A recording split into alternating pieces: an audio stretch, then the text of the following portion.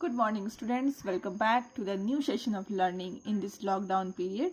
This is your accountancy class of class 11, and we are doing chapter number 6, that is rules of debit and credit.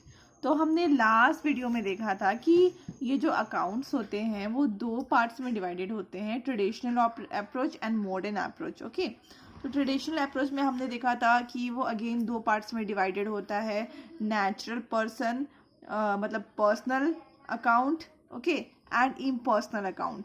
Impersonal account भी फिर तीन parts में divided होते हैं, natural, artificial and representative. Okay, and इधर जो impersonal होते हैं वो दो टाइप पार्ट्स में डिवाइडेड होते हैं, that is real and nominal. तो आज हम लोग बेसिकली देखने वाले हैं मॉडर्न अप्रोच. मॉडर्न अप्रोच क्या कहता है, ठीक है. तो आज हमारा कौन सा पार्ट स्टार्ट होने वाला है, मॉडर्न अप्रोच.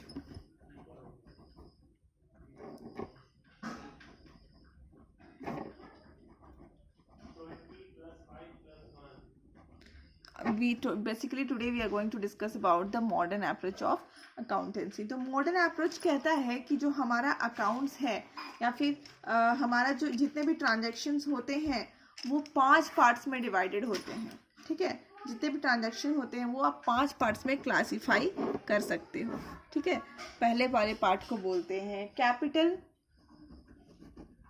पहले वाले पार्ट को बोलते हैं कैपिटल, दूसरे वाले पार्ट को बोलते हैं लायबिलिटी,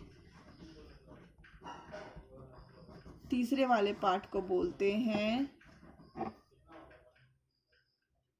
एक्सपेंसेस, देन असेट्स,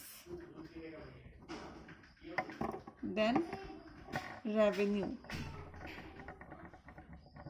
ठीक है.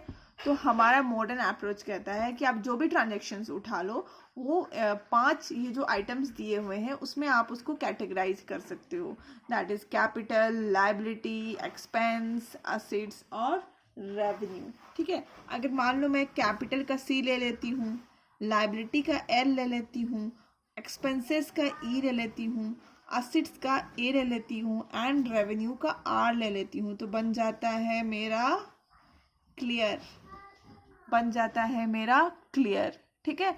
तो ये क्लियर कोड, ये जो क्लियर वर्ड आप तो याद कर ही सकते हो, क्लियर वर्ड से आप एक कोड बना करके अपने माइंड में रख सकते हो कि मॉडर्न अप्रोच क्या कहता है अकाउंट्स का, कि जितने भी ट्रांजैक्शंस हैं वो इन पांचों नाम में कहीं ना कहीं एडजस्ट हो जाते हैं, that is clear. C stand for capital, L stand for liability, E stand for expenses, A stand for assets and R stand for revenue, okay, ठीक है.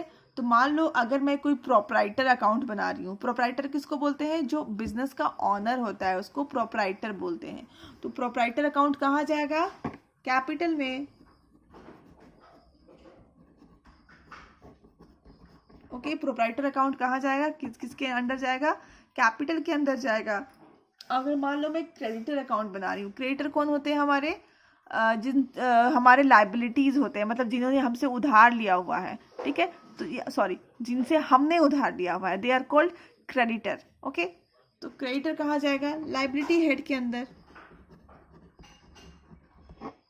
ठीक है. अब मान लो हमने कोई खर्चे कर दिए, खर्चा इज एक्सपेंस, मान लो सैलरी पे कर दिया, वेजेस पे कर दिया, रेंट पे कर दिया, इलेक्ट्रिसिटी बिल भर दिया, तो they are called our expenses. तो वो कहाँ चला जाएगा, एक्सपेंस के हेड के अंदर चला जाएगा, ठीक है. अगेन लायबिलिटी वाला मेरे there was a slip in my tongue. तो मैं बता रही हूँ कि क्रेडिटर वो पर्सन होता है जिनसे हमने उधार दिया है, ठीक है. तो हमें फ्यूचर में वो उधार पे करना है, तो दैट इज माय लायबिलिटी. तो वो कौन से हेड के अंदर चला जाता है, लायबिलिटी हेड के अंदर, ओके. मान लो मैंने कोई फर्नीचर खरीदा,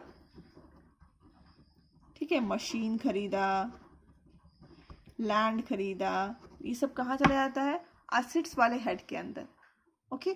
तो और मान लो हमने कोई सेल्स करा, तो वो कहाँ चला जाएगा, रेवेन्यू वाले हेड के अंदर. तो इस तरह से आप अगर कोई भी अकाउंट उठाते हो और अच्छे से सोचोगे तो ये 5 हेड जो हैं उसमें वो कहीं ना कहीं जा कर के एडजस्ट कर जाता है. तो हमारा मॉडर्न अप्रोच कहता है कि हम अब जितने भी ट्रांजेक्शन है उसको 5 पार्ट्स, ये 5 हेड जो है उसमें डिवाइड कर लेते हैं और हर एक ट्रांजेक्शन इसमें इंक्लूड हो सकता है, पांचों में कहीं ना कहीं इंक्लूड हो सकता है। अब हम आगे देखने वाले हैं रूल्स। हम किसको, कौन से आइटम्स को कैसे डेबिट करेंगे और कैसे क्रेडिट करेंगे, इसके रूल्स देखने वाले हैं। तो सबसे पहले हम रूल्स देखेंगे ट्रेडिशनल अप्रोच के, देन हम रूल्स देखेंगे मॉडर्न अप्रोच के। ओके, सबसे पहले हम देखने वाले हैं ट्रेडिशनल अप्रोच के रूल।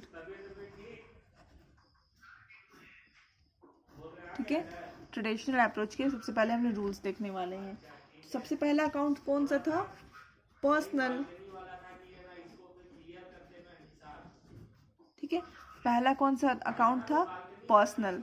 तो पर्सनल अकाउंट क्या कहता है? पर्सनल अकाउंट कहता है डेबिट द रिसीवर। मतलब कोई भी पर्सनल अकाउंट के तहत अगर कोई कुछ रिसीव कर रहा है तो उसको हम लोग क्या करेंगे? डेबिट कर देंगे। And credit the giver.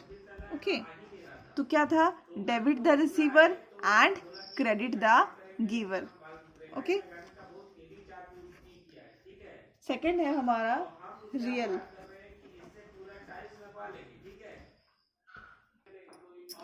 Okay, and real account कहता है अगर कोई भी रियल अकाउंट में है तो रियल अकाउंट्स का रूल कहता है डेबिट व्हाट्स कम इन। अगर कुछ भी आता है तो उसको आप डेबिट कर दीजिए। Debit what comes in and credit what goes out. And जो जाता है उसको आप क्रेडिट कर दो। ठीक है, एंड नॉमिनल अकाउंट के लिए रूल है debit all expenses and losses. ठीक है, and credit all income and gains. Right, तो आपको ये जो रूल्स है वो बाय हार्ट याद करना पड़ेगा। ठीक है, इसके लिए कोई भी